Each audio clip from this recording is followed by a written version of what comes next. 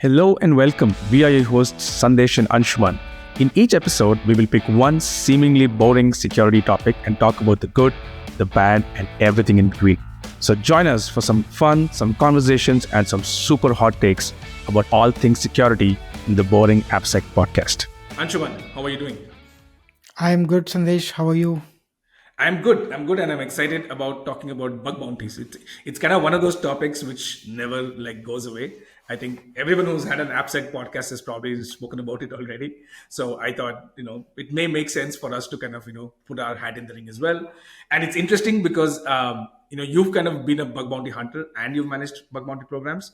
I haven't really done active bug bounty ever. I mean, if I find some vulnerability, I'd probably do responsible disclosure, but I don't actively hunt, right? But I have managed a bug bounty program from 0 to 1, at Raspberry, and we've spoken about that in the past as well in other forums. So what I want to do today is this, right? So let's kind of talk about kind of the bug bounty hunters, the researcher perspective first, and we'll kind of go through that, and then I kind of want to switch gears a little bit to kind of talk about how it is from the other side, right? So if you're a bug bounty hunter wondering how program managers think about stuff, how what happens on the other side, you'll have something there as well. If you're an AppSec leader who's only managed bug bounty programs, you want to think about, hey, what do researchers look at when they're participating in a program? We'll talk about that as well. Okay, Yeah. does that sound good? Yeah, sounds great. Let's Okay, get started. cool. So let's get started. So just start off, right? Just tell us a little bit kind of about your journey on what got you started on bug bounties, and tell us a little bit maybe the first two bugs you found or something that kind of got you hooked onto bug bounty Yeah, program. I don't know if I remember the first two bugs, but the history, yeah, it's actually pretty interesting. I'm trying to think where it all began. So, I actually know the founders of both Bugcrowd and HackerOne. And for those who don't know, HackerOne and Bugcrowd are two major companies that provide a bug bounty platform where, as a program owner, you can host your programs there and you can invite researchers. So you can think of it like Uber for hackers, right? Where hackers can come to the platform to find programs they can hack on, and the programs can, advertise themselves or just kind of create their program. So Buckler and HackerOne, as far as I know, were the first two companies that started this whole bug bounty community, right? And then there were a few others after that, like Integrity has been around for the past couple of years, maybe more. I don't know. There was also like Synac, which I worked pretty closely with at some point. So I think the history behind that, as far as I remember, I'm trying to recollect, but uh, Casey, the co-founder of Bugcrowd, he sent out an email. This was like 5 6 years ago, maybe more. Like saying that if you're interested, if you have those hacking skills, and if you're interested in making some, money or just kind of have like fun hacking, um, then you can start hacking on these programs. And then there was like a whole bunch of them. So that's how it really began. And then uh, after that year, or maybe a couple of years after that, we all met in Vegas for the annual, like hacking conferences. And then I remember there were a few researchers, France, uh, Ben, uh, Patrick, and a few others, and they were invited for a live hacking event, what's called LHE these days, right? Where companies kind of pay researchers to fly to any like city all over the world, and then they add new scope to the program, they increase the rewards, and it just kind of incentivizes the researchers, and the quality of the findings also greatly improves. So these have been a thing for the past few years as well. So that's kind of added more fuel to the whole industry, right? Where people started seeing that, look, you can earn so much in like a single day hacking on these big programs. So yeah, that's really it. And then first it all started with random like smaller companies, and then bigger companies like Google, Facebook. Actually, Google and Facebook had their bug bounty programs even before the whole thing started, right? But other big companies like Yahoo, Uber, all of these companies, right? They came on the scene once they started seeing some results out of it. And then what's interesting is that you and I, we've both heard of PSIM, right? Which is like this framework about how to measure maturity, right? Which comes from like synopsis. And I think BSIM also mentions something about bug bounties. Somebody told me once, which I found very interesting because, if you have a bug bounty program, does it really tell you how mature you are in your product security journey? So I found that pretty interesting as to that they included having a bug bounty program in the bsim standard, right? So yeah, and as far as I'm concerned, I just got into it just because I've always enjoyed offensive hacking, and just kind of having that adrenaline rush, having that thrill of finding the elusive issue, right, which gives you access to hundreds and millions of customer data. That is something that I've always enjoyed. So that's how I really got into it. Yeah. Yeah. No, I think that's great to hear, right? I mean, while you were saying the story, that kind of was really interesting to me, because obviously you're right. The platforms came recently, but bug bounty hunting and your responsible vulnerability disclosure has been around for much longer than these platforms have been. And I kind of always look at bug bounty programs as like the hacker culture meets like the infosec culture, right? Hmm. The hacker culture is always about, hey, hack anything you can find, and whatever you find interesting, find a way to do it. And then there's the whole black hat white hat thing, where you kind Yeah. of either do it for fun and profit, or you do it to hone your skills, and the responsible ones would go ahead and disclose them, right? But Yeah. the problem always was there was no real incentive to disclose, and sometimes there would actually kind of be a disincentive to disclose, because if the person on the other side doesn't really get it, then it kind of Yeah. leads to problems that you don't want to deal with, right? But Yeah. I think what bug bounty programs have done really well is kind of Mm. merge those two cultures, and to basically say, hey, look, you have a curiosity to do it, you have a skill. Every company obviously has a short changed of pen testers. So if we signal to you that we are okay with you hacking us and you follow certain rules, then you kind of quote unquote keep the hackers in line, in the sense that you're giving them a target to focus as opposed to them going crazy.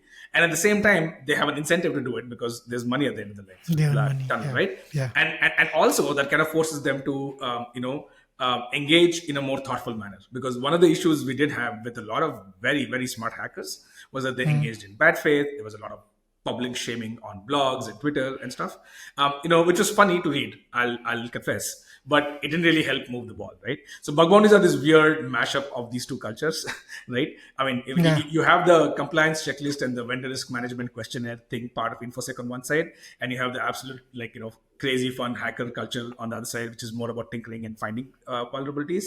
But this is like a nice marrying of the middle, right, where both of them can agree, like both kind of parts of the spectrum have like a incentive to participate in this. So from that perspective, I find bug bounties kind of like really really cool.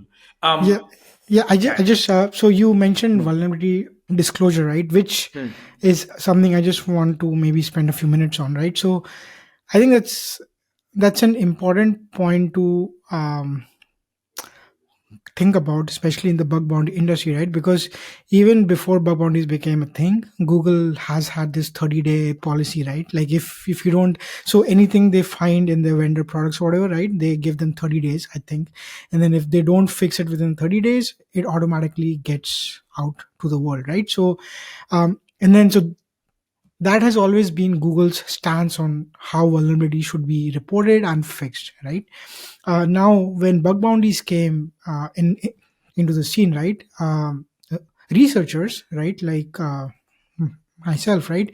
We and again, I'll be the first to admit when I first started doing bug bounties, my understanding of impact, my understanding of why a company should care about a certain issue is really not up to me because I don't understand their systems. I don't understand the infrastructure. I know now because I've been on the other side. I've worked at bigger corporations, right? But when I first started, I'm like every issue, every vulnerability I found for me was like the most impactful issue, right? And I expected the teams to go and fix it, and if they didn't fix it, I would go and blog about it. In a matter of fact, it's uh, a funny story. So again, this is years ago. I found a couple of bugs on Slack. right? And according to me, those bugs were really bad. I still think it wasn't like there was no impact. There was some impact, but there was some disagreement between me and the Slack program owners, right? So what I ended up doing was exactly what you mentioned, right? I wrote a blog about it, and I think that blog was featured on Hacker News at some point. I'm like, holy shit! Like, I did not want this to happen, right? I just wanted to blog about my experiences having worked in that program, but then I didn't expect it to get so much traction. And then, yeah, it became a whole thing, right? I was eventually blocked from Slack's program. So, the whole thing happened. But yeah, it's funny you mentioned that, because if you put the researcher hat on, right, like they spend hours on trying to find something, even if it is a very stupid thing, it's still right. Like for them, if it's the first thing that they found, it's going to be the most important thing, right? So it is only obvious for them to expect to be treated in a way that respects, or at least shows that, look, the program owners respect you for how much you've spent time on their program, right? So yeah, this is something I have only realized because I've been a researcher myself. If I were just a program owner, I would be like, just go away, right? And I feel that at times, right? But yeah, and the whole vulnerability disclosure, like, again, there's no ethics around that in the bug bounty industry, right? Because if you report a bug to a program, and if the program does not agree to it, or if they don't want to fix it, you can blog about it unless there's specific clauses in it, right? But then that becomes a whole uh, different beast altogether. So yeah, Yeah. pretty interesting situations. Yeah, just Yeah, wanted. this kind of brings up so much about kind of the cultural differences between companies, and kind of like misaligned incentives here. I mean, the way I kind of think about it is that you know, as a program owner, right? It's a way for me to get information about my program without ever asking about it. Like I don't have to build a team, I don't have to do a lot of things to get there, right? And we'll kind of talk about how to build a program well and what works and what doesn't work later, but to me, in the end, it's kind of about, I mean, there's no way a researcher from the outside can understand about a program better than the program manager. It's kind of the first instinct Absolutely. that comes in, right? But the reality is that's not how vulnerabilities always work, right? I mean, you may have blind spot when you're looking at things from the Yeah. inside, right? Yeah. I think we spoke about in a previous episode sometime that the outside in perspective is actually quite helpful. So yeah, so I think the whole thing about who should decide what the impact is. Obviously, here, since there's like a monetary transaction, obviously the person giving the money kind of decides whether it's important or not. But if you just put like a security lens on it, like a technical lens on it, I think in general, I think programs would do well to kind of assume goodwill, assume that the research is doing this from the best intentions, and try Yeah. and understand their perspective, right? Yeah. On the whole blogging stuff, right, that's actually really, I mean, that kind of raises another point, right? So before bug bounty programs were real, before bounties were Hmm. real, the only reason you would hack is, okay, one, because you like it and you have fun. That's one thing. But you would talk about it for one of two reasons. One, because you want to brag and you want to get some social credit out of it, Yeah. or Absolutely. some kind of street cred, or because you genuinely care and you don't want people to kind of like suffer, right? So if a company is leaking a ton of sensitive information, that's a pretty moral gray area. So you are a researcher, you figured out that the company is leaking a ton of sensitive information, and the company doesn't care anymore because they don't respond to your emails, or they don't have a security team. What do, right? Is your moral obligation to the company, is the moral obligation to the world? And it Yeah. kind of feels weird, right? I mean, think about it. You're a 23-year-old hacker, you know how to hack. Like, for you Yeah. to be able to make that moral judgment on what the right thing to do here is pretty crazy, Yeah. right? I mean, Yeah. I don't think it's a straightforward answer, right? There's no right Yeah. way of doing it. So I think from that perspective as well, I really like what bug bounties have done. They've Yeah. given like a out for everyone. For program managers, they get some time, they get some they get some leeway in how long they have to respond. For hackers, they know for a fact that eventually they will get street cred for this in addition to Hmm. money, because it'll be published on their profiles or whatever. So yeah, so overall, I think it's a pretty sweet equilibrium, right? I think it kind of works well. Obviously, not everything's good, right? Yeah. So what doesn't work with bug bounty programs from a researcher perspective? Like, what really annoys you about about bug bounty programs when you're participating as a researcher? Yeah. So there are a few things, right? Which, as a bug bounty researcher, it would be awesome if the programs sort of helped researchers in these things, right? So the first is transparency, right? I think this goes without saying, right? But if a bug bounty researcher reports a vulnerability to a company, right, and if the program owner either automatically closes that issue saying that it is NA or like invalid or whatever, right, or if it's a duplicate of a different bug, but if the program owners they don't provide any clarification whatsoever, uh, as a researcher, it's going to make you feel skeptical about what actually happened and if what the program owners are saying if it's true or not. And I've personally felt this a lot of times where my vulnerabilities that I've reported, they were just closed. Now, although I agree I didn't fully understand the impact, but I always felt like, if I am trying to be professional in reporting this issue, I'm not trying to take advantage of it, or I'm not trying to like sell it or like whatever.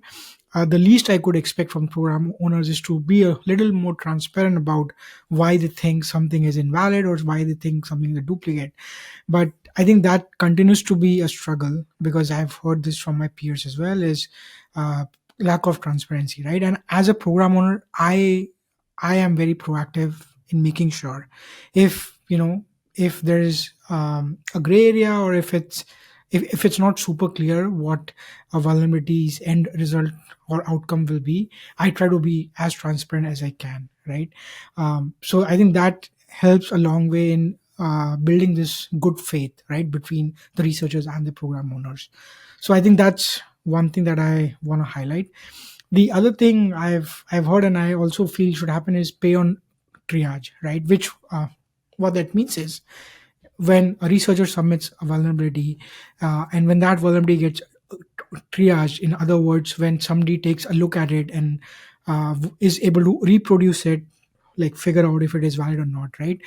Um, Once it has been proven that the vulnerability is valid, once it has been triaged to be a true positive, I believe that the program owner should pay some percentage of what that bug could eventually lead to, right? And I say this because, and again, we both have worked at companies. We know, like, getting an issue fixed, especially when it comes from like a hacker or like a bug bounty program, is not straightforward. You have to find what the issue actually is. You have to do an analysis, like to figure out what is the extent, right? If it is something that is uh, across all your assets, across all your services, which team owns it, which team wrote this code, what is the fix going to be, is the fix going to be short term, long term, right?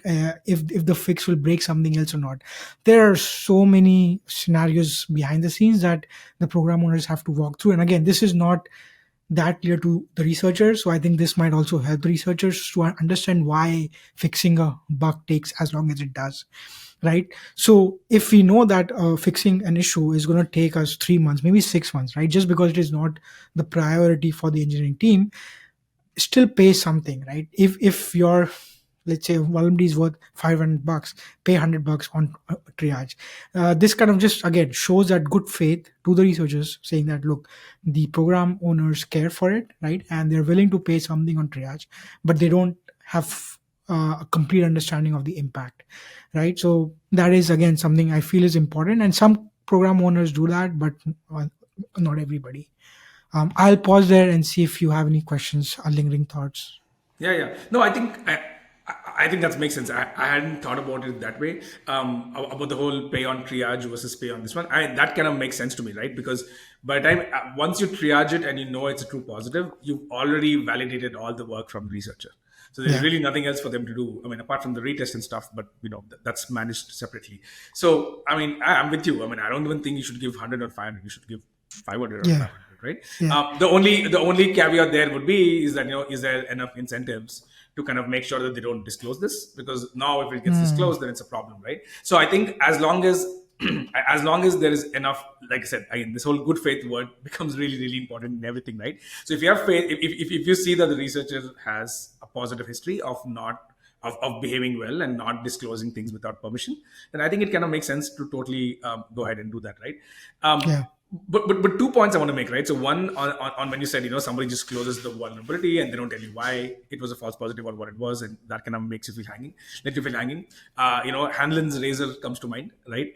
I know researchers sometimes assume malice, or basically assume that these guys are idiots, they don't respect but researchers, everything.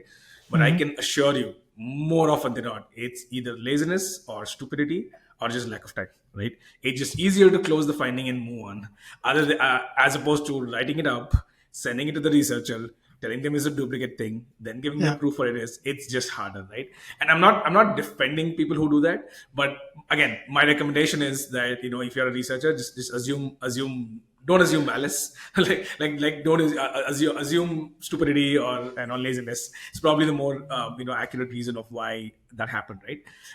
So yeah, that's kind of how I think about it. But you're right, right? I mean, if you it really comes down to, if you look at bug bounty hunters as extension of your team, of your pen testing Mm. team, Yes. or do you look at them as a one step below from random people ranting on Twitter, right? Or Hmm. X, or Hmm. whatever it's called today, right? So I think that's gonna it really depends on that, right? So if you think about it, right, if you're a pen tester inside a company and you find a vulnerability, no one's going to close it without telling you why they're closing it. Like, it's just Yeah. understood. So why do they Yeah. not extend the same courtesy to a bug bounty hunter? Yeah. Because Yeah. it depends on how they look at a bug bounty hunter, right? In many cases, I can tell you, because I've spoken to program owners, they think bug bounties are a pain in the backside, right? They just Yeah. get an avalanche of submissions, most of them absolutely terrible quality, and then it's a needle in a haystack to kind of go pick the right vulnerabilities. And at that point, if you have people who are kind of reporting really really badly researched things, like whatever, right, something missing in a header, like, come on, man, right? So if, Mm. if 90% of your bugs are that way, then you probably don't have the energy to be polite Yeah. and reply to everyone in a timely manner. So I'm with Yeah. you, right? I mean, I think all of this are interesting because they can be solved by the platform, in the sense that you can look at your rating, you can look at how often you've done well, and if you're a researcher who has a good track record, then maybe they should prioritize replying to you. But all Yeah. that only happens when the program manager thinks deeply about the program, and Yeah. and kind of wants to set up a good experience for Yeah. for Yeah. researchers. No, If they don't want, if they, absolutely. yeah. No, Hmm. absolutely. I was just going to add.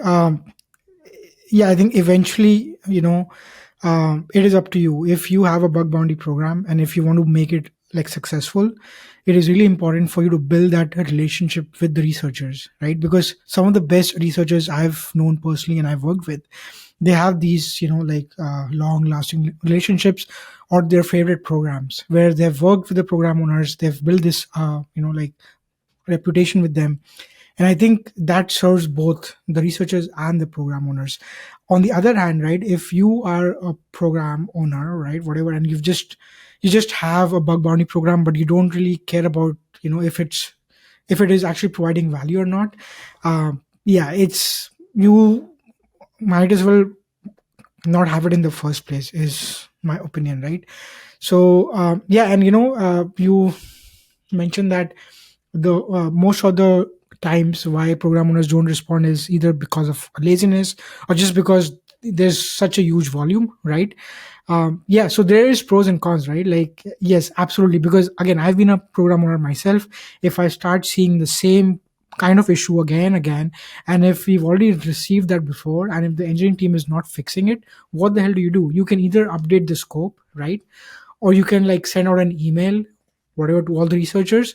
Or, I mean, you have to do something, otherwise the researchers are going to keep finding it and they're going to keep reporting the same thing again and again, right? So I yeah. mean, updating the scope is kind of tricky too, right? So, for instance, let's say you have this really weird vulnerability which needs like coordination from 5 different teams to fix, Hmm. right?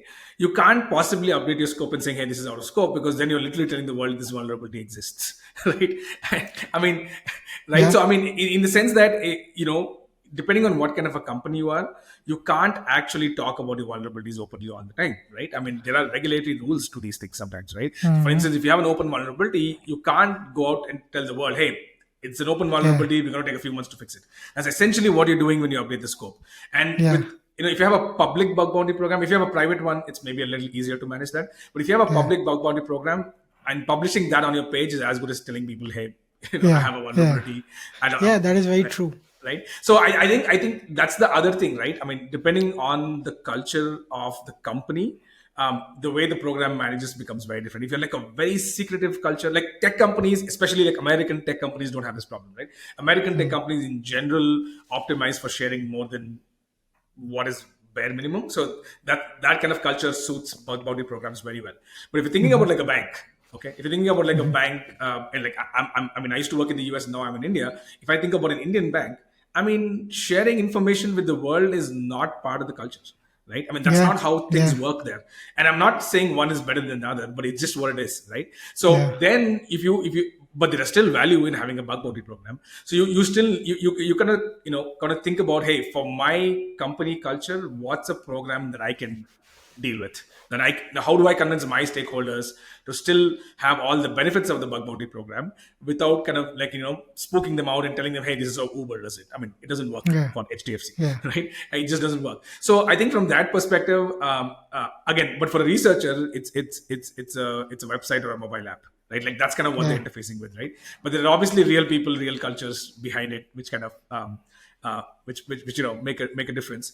But yeah, I think the platforms have a role here to play, right? Because they can Yes. enforce some of these things. They can educate the program managers as well as the researchers. And I think that kind of brings up an interesting question. On when should you start a bug bounty program, right? Because I mean, let's be clear, bug bounties are super expensive. If you have like the whole laundry list of OWASP top 10 on your application, a bug bounty program is the most expensive way to get it fixed, right? Yeah. I mean, you Yeah. could just get a pen test for much cheaper than that, and then actually fix all Yeah. the vulnerabilities and not have to deal with the pressure of an external person knowing it, right? So I mean, what are your thoughts on it? When do you start a bug bounty program? Yeah. Yeah. No, I think it's a very good question to ask. And I think talking about the expense part a little bit, right? So I think I've heard many bug bounty researchers have this discussion slash debate whether, like, if a report comes in, right, and if another report comes in but for a different instance or for a different endpoint or for a different, I don't know, like post parameter, right, should you reward both of them separately, and should you reward both of them with the same amount or not, right? So I think it's important to highlight that this is why bug bounties can get really expensive. Because if you have an issue, so let's say if you have an authorization issue at scale, like systemic across all your systems, whatever, right, across all your applications, and if the researchers start finding these issues one by one, and they keep reporting them to you one instance after the other, this is going to be like a never ending game, right? Because you'll forever uh, be trying to fix these issues, right, and there just won't be any outcome. So unless or until you approach it in a systemic way and you figure out the root cause of the issue and you try to address it at the root of it, right? So I think, yeah, it's important to highlight why we think bug bounties can be expensive, because it's not like you're hiring somebody to find all instances across all the company, right? You're just hiring somebody to find one instance and you're trying to pay it for that instance, right? So that is something very important. Now, getting back to your original question of when should you really start a bug bounty program, um, and again, this is going to be my personal opinion, and I'm sure folks might agree, disagree, I don't know, but I think uh, there should be a proper AppSec team, or there should be a proper product security team, right? They should have some understanding of what the attack surface looks like, what are the risk that faces an organization, right? And they should have an understanding of where might all where might all the skeletons be, right? Because again, like the concept of hidden skeletons, right, in the closet, they exist in pretty much every company here. But it is the product security team's responsibility to be aware that this is an area that you might want to poke first before you start asking the hackers to hack on, right? So I think, and only an like a well established AppSec team, which has been there for at least 6 months or so, they'll have these kind of like different ideas about what should be in the scope, what should not be in the scope, right? uh, what are some vulnerability classes that is affecting the entire company, right? So I think unless until you have this basic understanding, you should not start a program. Now, having said that, if you flip it, right, I think bug bounty programs are also a good way to, without hiring like an external company, or without hiring a product security team in the first place, you can just hire these hackers, and you can just like set aside, let's say, $20,000, right? And you can do this for like a week and see what are things that come in, right? That will give you an understanding of, okay, you're the first hire. Again, if you think about the first hire of the security team, right, this could be a good way for you to know what the risks are without you doing anything, right? And you just have to spend XYZ, right? So yeah, that's what I think. What do you think, Sandesh? Yeah, no, I think you raised a lot of really interesting points there, right? So first, on when do you start a bug bounty program? So I'm with you. I've seen people kind of do the latter approach, where there was a time a few years ago where bug bounty programs became so popular that it was almost like the first Yeah. thing you have to do as security, right? Because it's Hmm. one of those few things which are useful for security and great for security theater. Hey, we have a bug bounty program, right? So it kind of became a thing of, hey, you don't want to build a security team, sure. Pay a bug bounty platform, get a bug bounty program up going, hire one person to do triage, and you're done. Right? That's your security program. Right now, I will only fix what is exploitable because that's how you find it. Now, Hmm. again, I'm not trying to throw shade at people who do that, but the way I look at it is that if you're charged with actually building a security program, then the bug bounty program can become like one step in the process. And the way I would do it is kind of in three stages, right? So one, you've got to do whatever you can to find vulnerabilities. Okay. Now that may be just running tools if that's what you have. If you have a bunch of pen testers on your payroll, then you should have them do all the assessments. And pen testing is critical here, right? You can't say, hey, run a code scan, because essentially you're trying to simulate the bug bounty researcher who's simulating a hacker, right? So you've got to try and figure out what can they find, and then find that first, right? And once you have a sense of saying, all right, here are the 10 things which I know don't exist because I've tested for it on these subdomains or on these assets, and then here are the 10 things we found and we fixed, right? Then that's kind of a good state to kind of get started, right? But depending on the quality of your team, you may not have found everything. I mean, you definitely haven't found everything, but you may not even Yeah. have found the low hanging fruit. But to me, I mean, the way I thought about it is that I really don't want to pay a few $1,000s to someone to find dangling subdomain that nobody knew existed. Right? It just Hmm. doesn't make sense. I mean, it's cheaper to run a subdomain elimination tool and make sure that you Yeah. have all, if you know all the subdomains that you have, right? So the way I kind of eventually looked at it is three phases. One is you do whatever you can to kind of mimic a hacker or a bug bounty hunter internally. This is separate from like your defense in depth, shift left type things, right? Purely simulate a hacker internally first. So once you kind of feel like you have a good sense of that, and you kind of hit the limit of your skill set, and that may be different for different companies, I would say move into like a private bug bounty program where you invite certain number of researchers, which you can like scale up or scale down, and then only and you'll get a bunch of results hopefully initially, but only consume as much as you can digest, right? So essentially, you don't want to be drinking from a hose. You don't want to. If you have the capability of managing 10 bugs a week, where you can triage, send it to the product team, follow up, etc., then you don't really want to open up a large scope to a public bug bounty, right? So do a private bug bounty and keep ratcheting up the number of researchers who are participating in it, but keep the amount of vulnerabilities or reports that you can process constant. Like that's the point, right? Yeah. You have to have some idea of what's your bandwidth to process this, and the number of findings coming in should sort of match that. And my sense is it takes you probably like a few weeks, few months, few quarters, depending on the size of the company, to get to that equilibrium. And at some point, what will happen is your private bounty will stop giving you returns, because everybody on the private program has already played around with it. There's nothing much to find, and you're not really finding anything. Then you Mm. can slowly say, hey, let's set a date and kind of try to make sure that we take it public, right? Because the one thing I can almost guarantee you is when you turn it on, and if you're a company which is known or reasonably well known, you will get an avalanche of responses on day one. You will do it'll happen, right? I mean, there are Twitter bots kind of scanning HackerOne and Yeah. BugCrowd to see New which new programs. program came on board, right? So that's going to happen, right? So you have to be ready to deal with the avalanche when it happens, right? So if you kind of do it slowly, the private bug bounty program anyway gives you a little bit of extensibility on your team, so that's good. But it also kind of helps you prepare for a public launch. So the way I Yeah. think about it as internal program, we even open it up to developers, and we said, hey, we have an internal bug bounty program. So if developers find something, then we'll pay them a bounty. It's a little weird because you can introduce a bug, find a bug, get paid for the bug, and then get paid a salary for fixing the bug.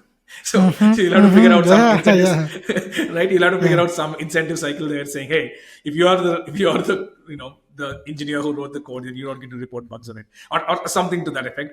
Pretty easy to solve, to be honest. Do an internal thing and then private thing and then a public thing, right? So I think if you can take it step by step, it's probably a lot easier to manage.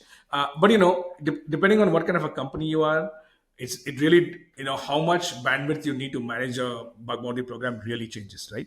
If you're like yeah, a startup or even a reasonable sized company, like a few hundred engineers, a few big assets, then having a couple of people look at it every now and then is fine.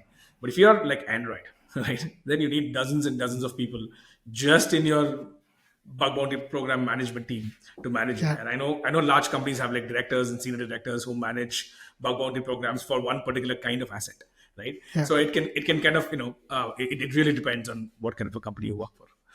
Yeah, yeah. Just wanted to add a couple of things to that thought, right? So first, I think um, as a program owner, one should focus on eliminating vulnerability classes altogether. In Yeah. other words, like if you've seen a trend of subdomain takeovers, which I'm pretty sure most companies have seen at some point, right? Hmm. Uh, I think one thing that some program owners might not necessarily do is sort of understand why is it happening in the first place. What is the root cause of it? Why do these random subdomains keep showing up on the internet and anybody can go and claim them, right? So I think as a program owner, that is something I try to do. Is if a new class of vulnerability comes in, I try to understand what happened, why did this happen, what can we do to eliminate it so that we don't see it ever again, right? This could mean you run a combination of open source tools yourself within the company, or you take a look at the code which was introduced in the first place that introduced the vulnerability. So I think that's something that is important to highlight here.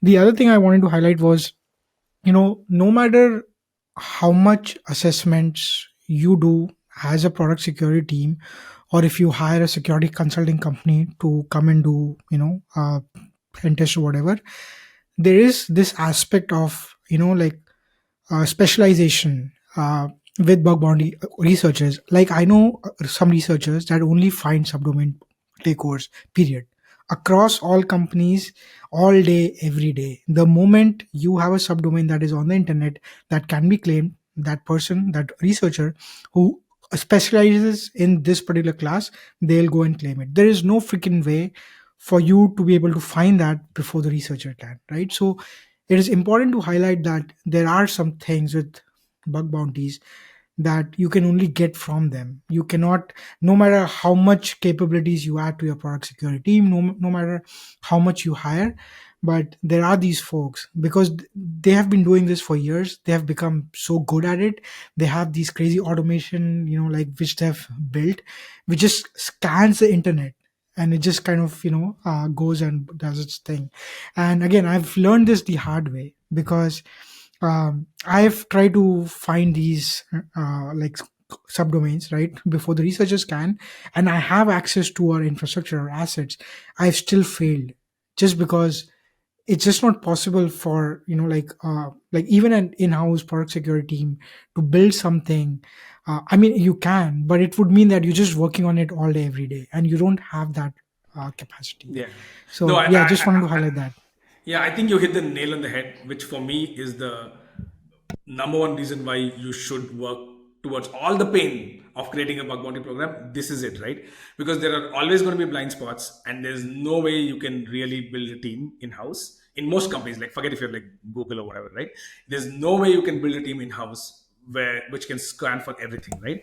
And again, as you spend more time within a company, you stop seeing certain obvious things, just because that's the nature of pen testing. And I think what you said is perfect, right? I mean, there are if you are someone, don't want to take names, if you're someone who's spent 10 years finding one kind of XSS, right? I Hmm. mean, it's much simpler for you to find one more XSS in another company very easily, right? And that may not be visible to all of us. And I think the maximum value we got out of the bug bounty program is when somebody reported something that we did not even know is a way of thinking about this. Like, it was not Hmm. part of a checklist. It was not very useful when, there was a finding which we knew kind of existed, but we didn't fix it well, and then somebody found another instance, like an obscure instance. Okay, that's useful. I'm not denying that. But what was really useful was somebody came and did something which we hadn't even thought about, right? And now what we could do was, like you said, just go ahead and look for that everywhere else, because they looked at one attack surface point, right? Yeah. They looked at one Yeah. subdomain, but I know that there are 100 other internal applications where the exact same vulnerability may exist, right? And then maybe go look for that. And I think that is kind of, at least for me, nobody articulated it this way when I started the program, is that it Hmm. actually makes your pen testing team better, right? As long as Yes. they're open to feedback, right? So the worst thing you can do as a program owner is, the moment a bug bounty researcher kind of finds a vulnerability, go into the mode of, hey, why did we not find it? Right? There Yeah. is a time and place for that, right? We should Yeah. we should definitely think about it, but that should not be a first reaction. My first reaction should be that, hey, let me fix it and all the basic stuff. But then saying, hey, how did we not have this in our checklist? How do we add it there? And how do we make sure that we find this going forward? Right? I Yeah. think Yeah. that is to me the ultimate. Like, if you can get to that level of maturity in your bug bounty program, then you've made it, right? The only Yeah. problem is, to get to that, you have to, like, walk on coal and deal with fire and Yeah. drink, eat Fires ice, or all the whatever it time. is. They do like a lot of really boring things to get the program up and running. But once you get that, this is the real value add.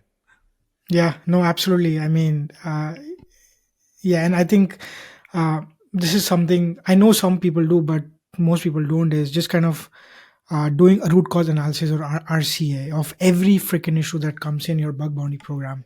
I know it's easier said than done, because again, like, you have hundreds of issues coming every week, so it's just not possible, right? But at least for anything new, like a vulnerability class that you're seeing it for the first time, I think it's really important to make sure that you understand why that happened in the first place, right? So yeah. Yeah, and good pen testers love it, by the way. I mean, the pen testers on my team who are really, really good, they loved it when like a bug bounty Yeah. hunter found something that they hadn't even thought about. They didn't find it threatening. They were like, "This is crazy. Yeah, this is, yeah. Let's see what we can do with it," right? And it's kind of how the community is as well. I mean, there's a pretty strong community among hackers and pen testers on kind of Hmm. learning from each other and things like that, which is always great. Yeah. Okay, so that's good. How do you kind of think about reward ranges and scope changes, and kind of, okay, put on your bug bounty researcher hat and kind of tell me how you would strategize for maximum bounty, I guess, and then we'll kind of put on the other hat and say, how do we pay out the minimum Yeah. amount without pissing off the researchers?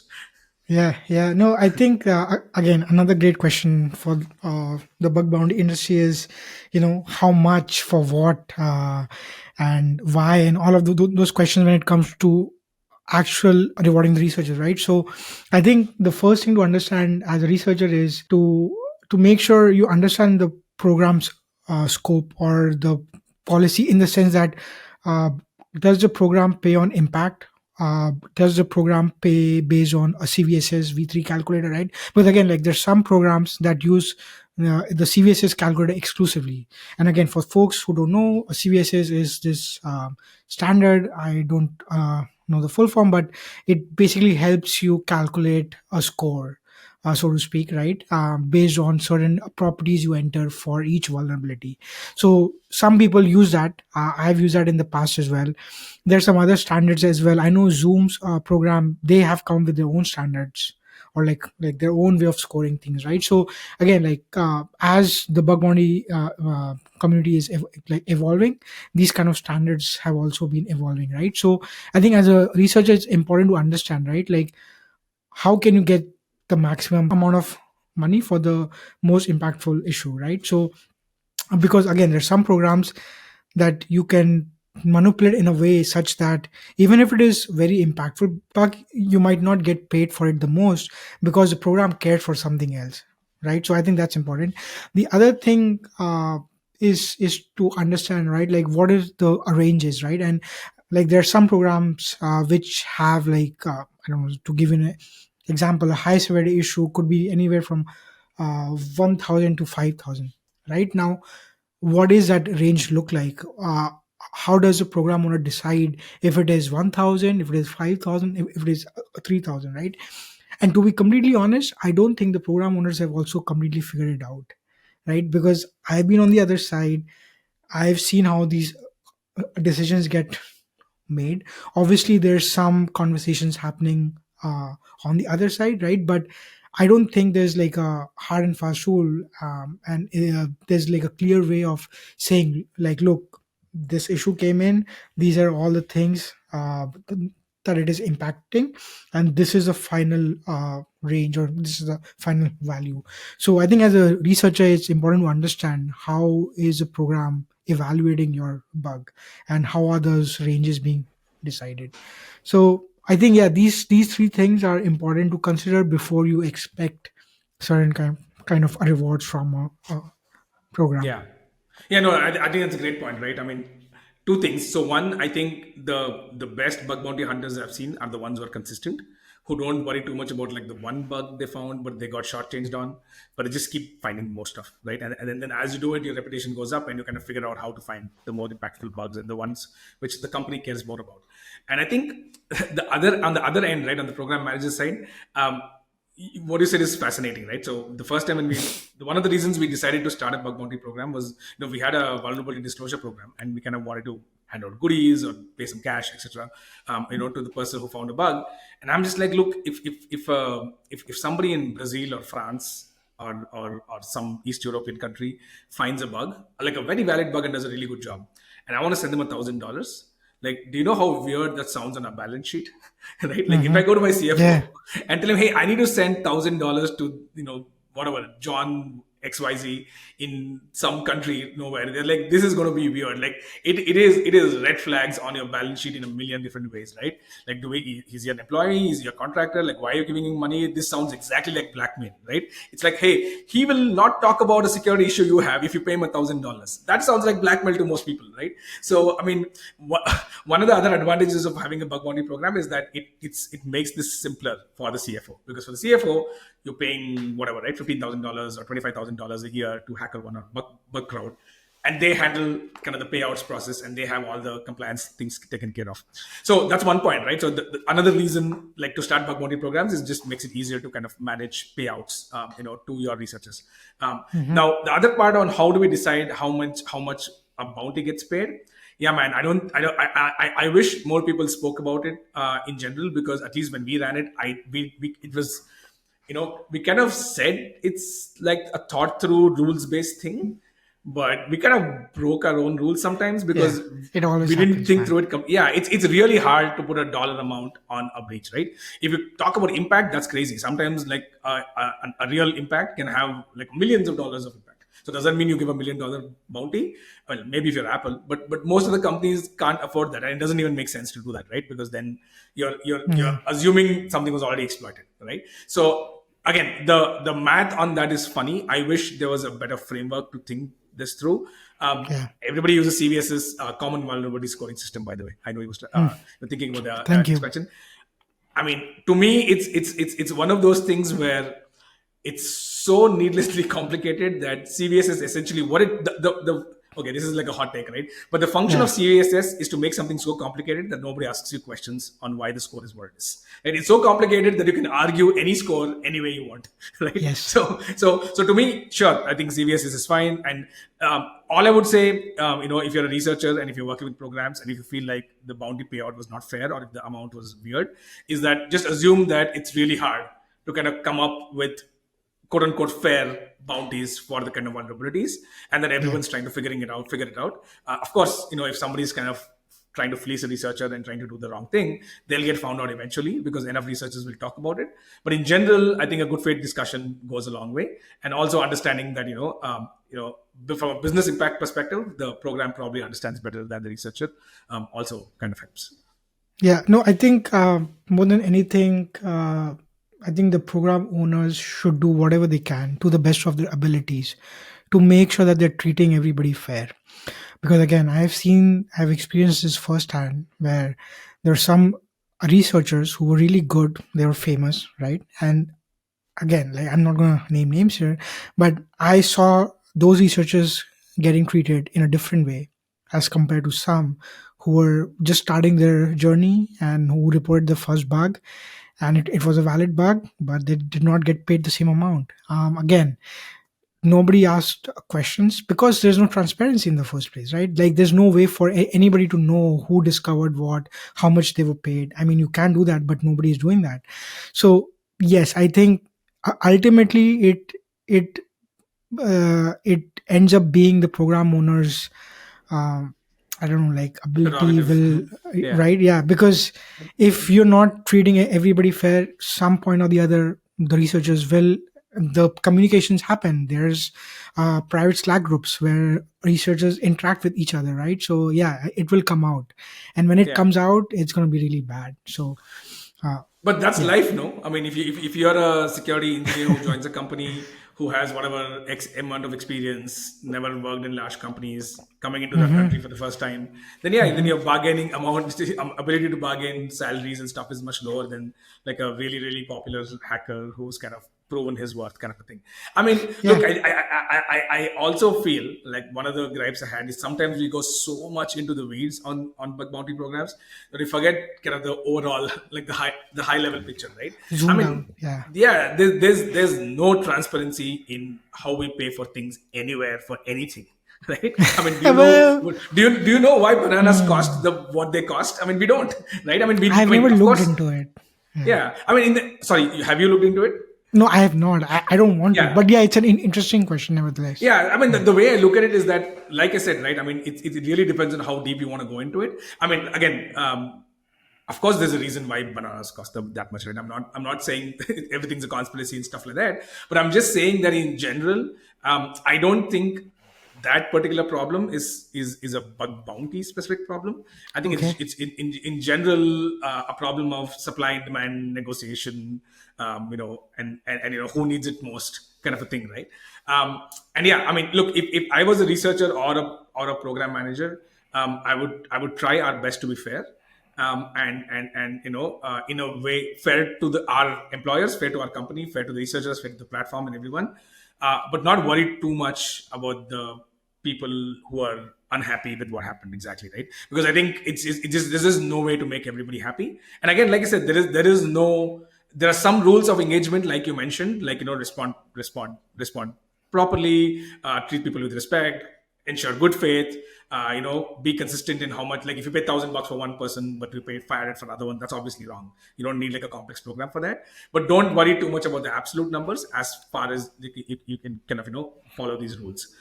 It's kind of how I look at it. But honestly, I think negotiation and unfairness in terms of pay is, I think it's like a industry wide, capitalism wide problem, and not Right. limited to bug bounty programs. Yeah, no, I mean, I understand that point of view, but like in this case, right, the researchers are not really negotiating. They are reporting issues, and the Hmm. program owners are deciding what they want to reward to whom. So, yeah, I agree that this is how life is in No, no, general but with but but everything. but see the message. Why do more people report to Google, which is way harder to hack into than a Hmm. third party website? Because Google has a history of paying research as well, right? Right, I mean, right. so the word gets around eventually, right? So I think Yeah. in the long term, all these things even out, right? My only sense is, like I said, right?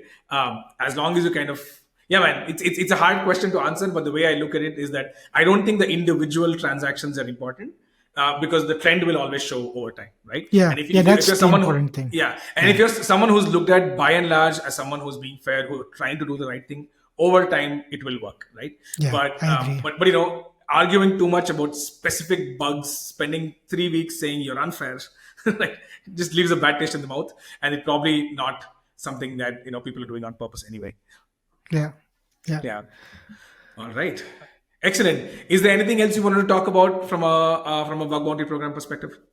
I think we mentioned scope a few times, so I think just wanna maybe say a few things about that. So I think one important thing when starting a bug bounty program, or if you're a researcher, one thing that you should pay attention to is the scope, right? Like, and by scope, what I mean is, what are you actually allowed to legally hack, right?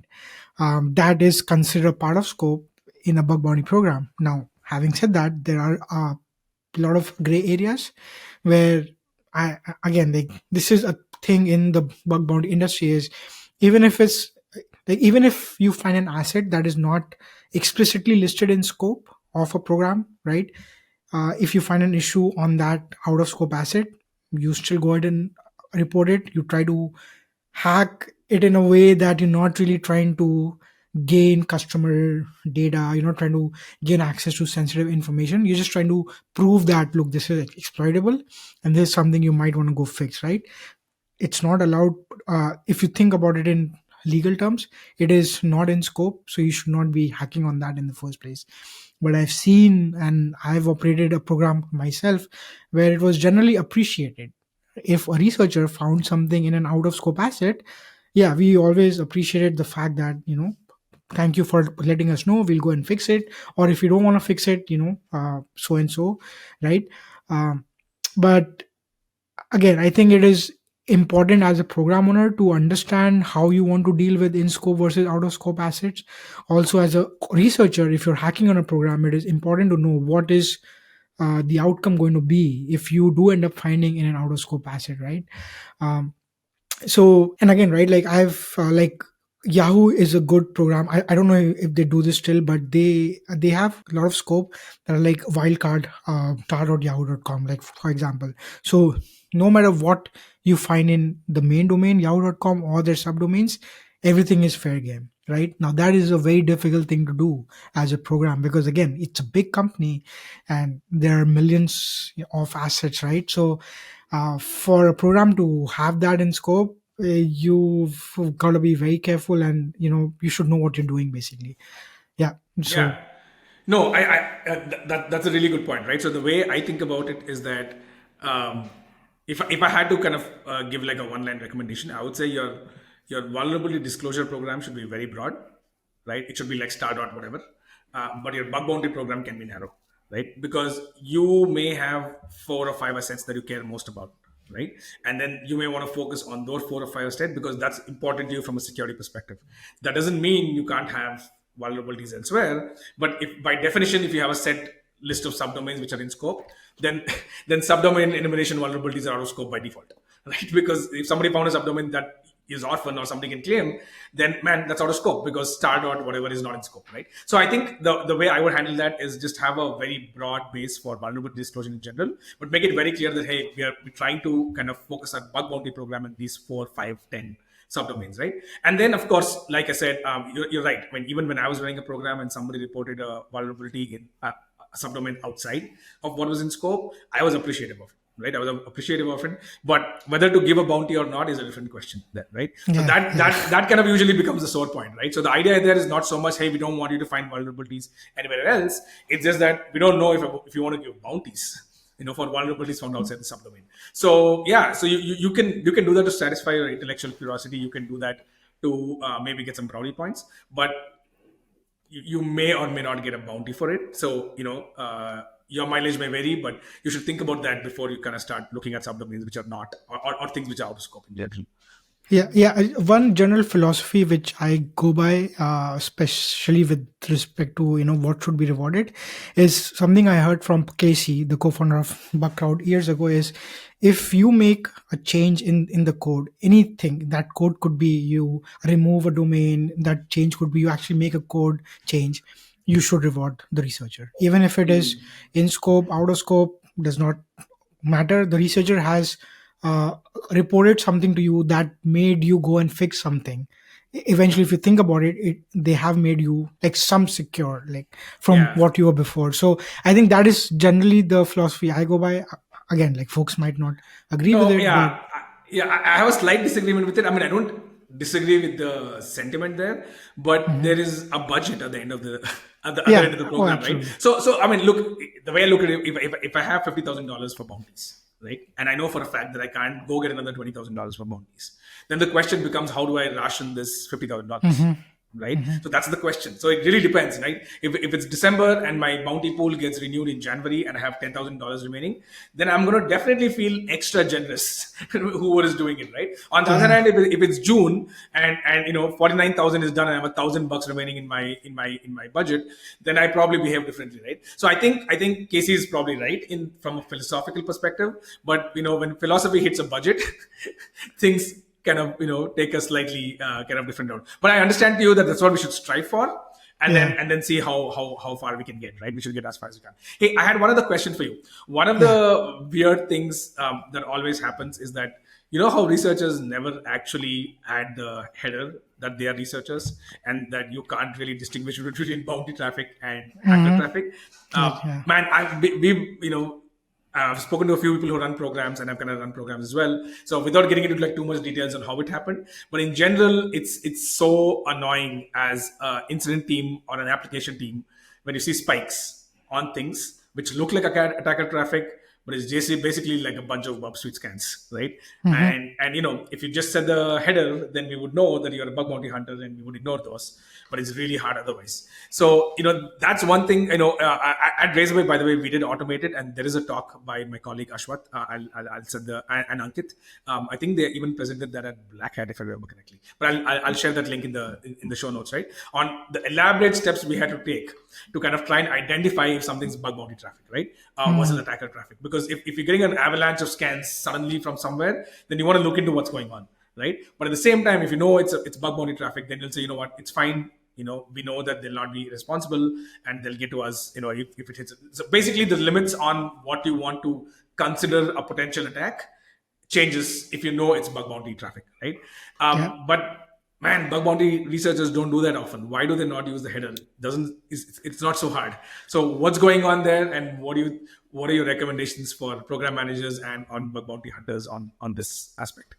Yeah, man, that's a good question. I think again, researchers, I tend to believe that they also operate in good faith. Most of them, right? Especially like white hat hackers, right? And oftentimes, what happens is, so you have like set up this match and replace configuration in perp suite to add your specific header, right? What could happen is, they're opening a new project, they're operating on a new program, and they just like kind of forget to check that configuration, right? And because of that, they don't know that they're not like sending the header, right? Even if they initially intended to, these kind of things happen, right? Again, I'm not kind of saying that it's the right thing. I'm just saying that that could be a reason why like researchers, even if they know that they should be sending, they don't, just because they like forget or overlook something. um, on the program side, I think one approach that I've seen sort of work is this weird proxy based like solution, or like you have the researchers connect to a VPN or connect to some kind of a proxy, and then you use that to hack, right? So if again, like, I think it is more involved, right? Because as a program owner, you have to make sure you are replicating your like production apps into your staging apps, different kind of environments. You make sure you provide the right access, you make sure do you have all the configuration like configured on your end. So I think it is more involved, but it is a way to make Yeah, sure that you can clearly understand what is bug bounty traffic versus legitimate. correct. I think Meta does a pretty good job of that, right? If you remember correctly, they had like a pretty good system where you kind of operate in a different Facebook.com, which is the same site, uh, but it's like a different sandbox kind of a thing. Yeah, I think, well, actually, yes and no. Yes, because they do recommend bug bounty researchers to create a specific account on a specific domain, if I remember correctly.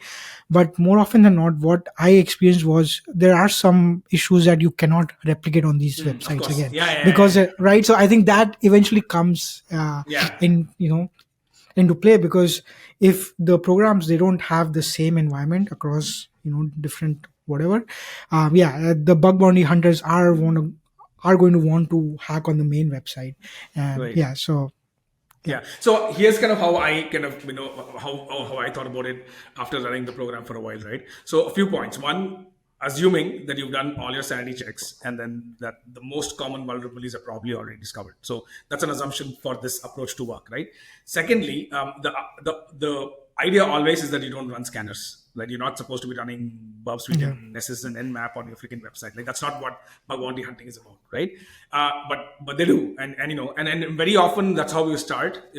That's how you kind of like spider or Yeah. scope on a site, and then you kind of go deep, right? So even legitimate good researchers start from that, right? So it's hard to say, hey, don't use tools. But the third point to me is that if you're someone who's kind of a, how do I put this? If you're not a very empathetic researcher and you're kind of just running tools all the time, then I have no patience for you, right? So Yeah. one way of looking at it is go ahead and block that. It doesn't matter, right? But other way of looking at it is, hey, I want my researchers to succeed. I want them to find vulnerabilities, right? So how do I kind of enable that? So I think in the end, it kind of became like a chicken and egg thing. It became, you're either too much on this side or too much on that side.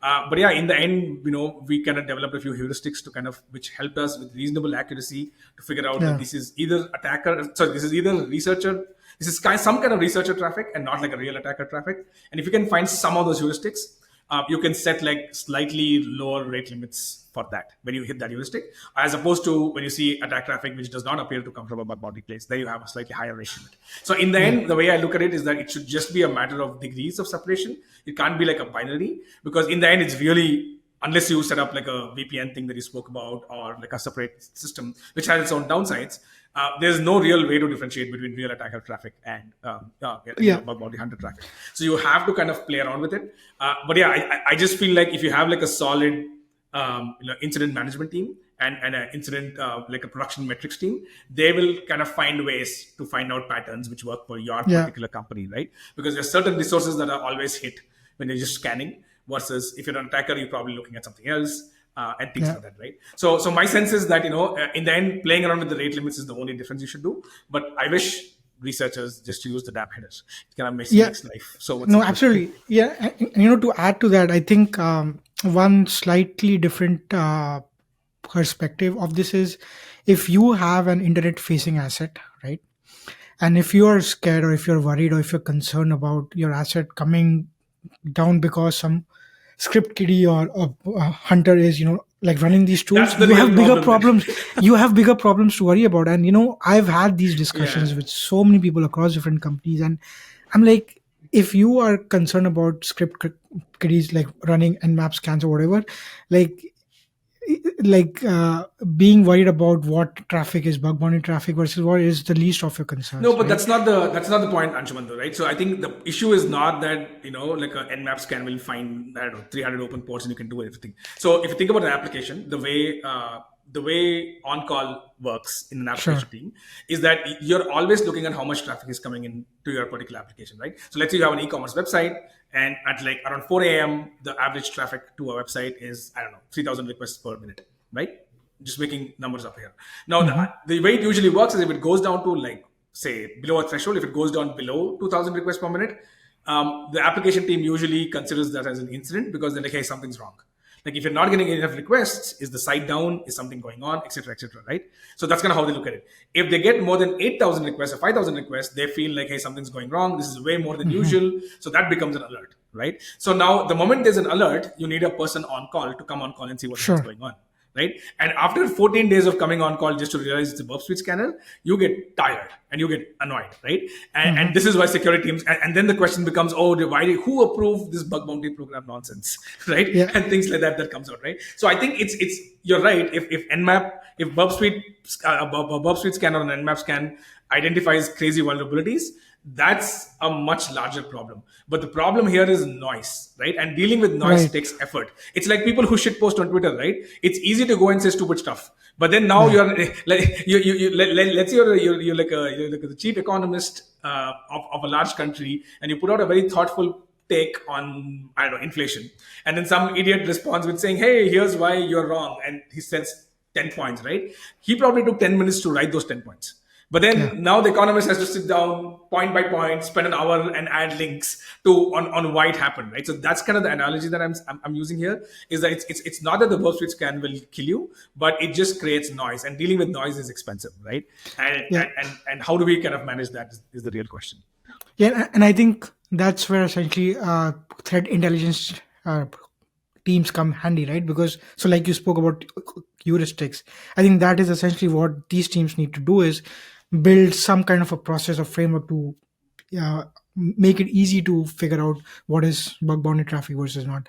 But yeah, I agree, right? Like it's a genuine problem that companies struggle with, and there is no clear answer as opposed to building a team that can kind of Yeah. work on that particular problem only. Yeah. Yeah, I once considered not handing out bounties to people who don't use the header, but then that was just mean, so I True. didn't do Yeah. that. Yeah. So we Yeah. didn't do that either. Yeah, yeah. Yeah. All right, cool. What else? Do we have anything else? I'm just taking a look at my notes here. So I think we've Yeah, spoken quite a bit about the researcher yeah. side.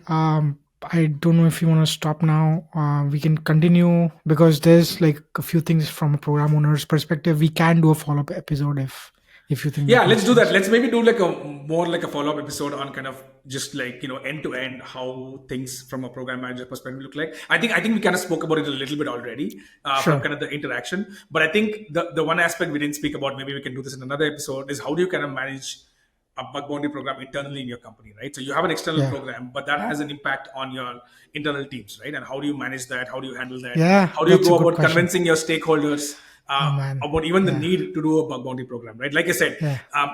among the funniest conversations I've had is with somebody in finance team explaining what this is, and they're Yeah. just like, "Wait, are we like legalizing extortion? Like that's what it sounds like, right?"